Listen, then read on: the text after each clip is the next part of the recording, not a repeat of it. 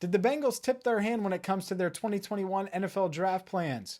Cincinnati has the 5th overall pick, and Bengals Director of Player Personnel Duke Tobin recently talked with Dan Hort on the Bengals Booth podcast about the depth at 2 key positions in this year's draft: offensive line, wide receiver.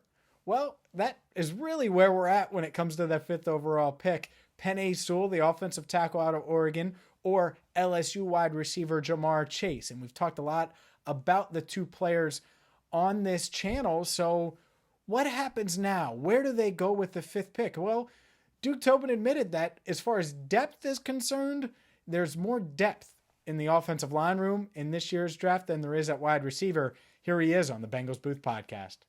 How good is the offensive line depth in this draft? I think it's pretty good if you take the right guys. You know, there's a lot of guys out there that have different traits, and we'll take guys that have the traits that we want in our group.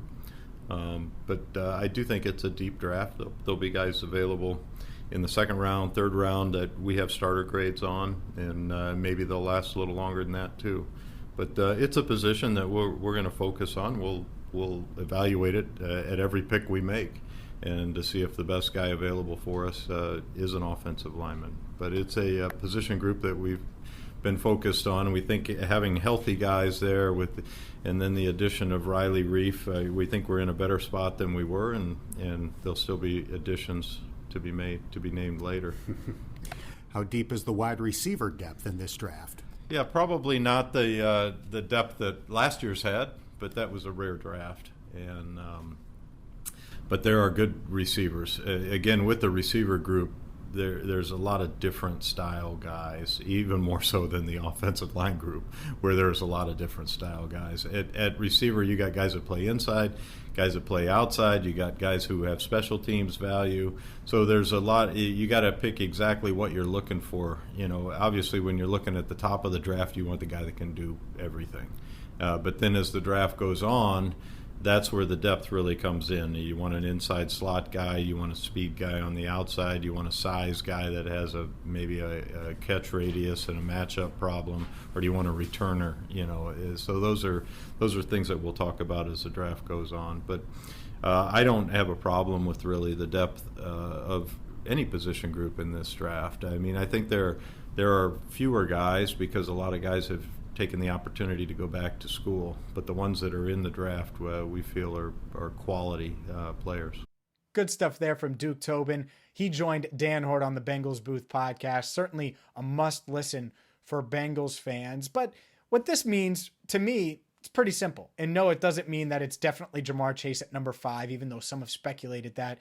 It's the Bengals admitting, yeah, there's depth at offensive line, and they could turn their offensive line weakness into a strength in this draft. I still think Penei Sewell is very much in play with the 5th overall pick.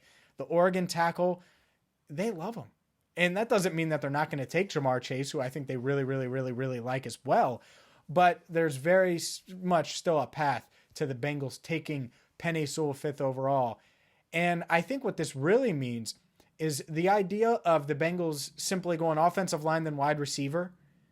It's probably not going to happen unless someone falls. Unless someone falls to 38 in round 2 that we don't expect, because the Bengals have that 38th overall pick.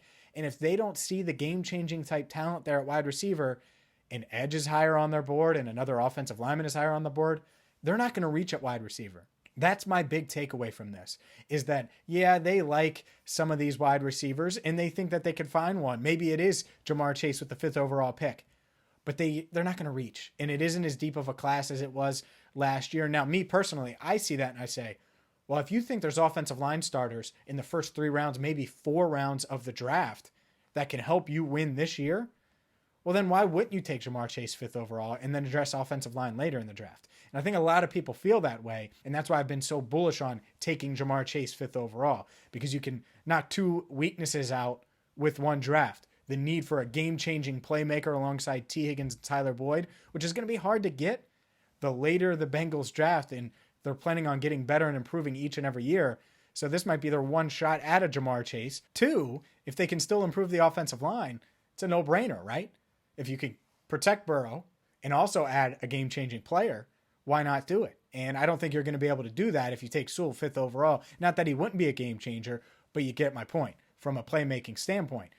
That being said, I could certainly see a scenario where the Bengals take Sewell 5th overall and then pass on a wide receiver in the 2nd and maybe even 3rd rounds to take an edge rusher at 38, who could easily be the best player on the board, best position group on the board at that stage of the draft.